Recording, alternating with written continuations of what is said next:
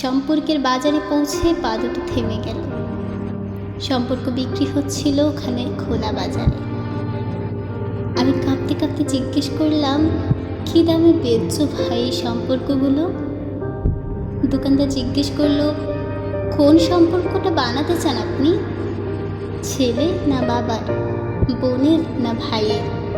বলুন আপনি কোনটা চান? মানবতার না ভালোবাসার, মায়ের না বিশ্বাসের? বাবুজি কিছু তো বলুন, কোনটি নিতে চান? চুপচাপ দাঁড়িয়ে কেন? ঠিক ভেবে বলুন। ভয়ে ভয়ে বললাম, বন্ধুর। দোকানদার ভিজে চোখে বলল, দুনিয়াটা এই সম্পর্কেই তো টিকে আছে। তবে মাফ করবেন বাবুজি, এই সম্পর্কটা বিক্রির জন্য নয়। এর কোনো দাম দিতে পারবেন না।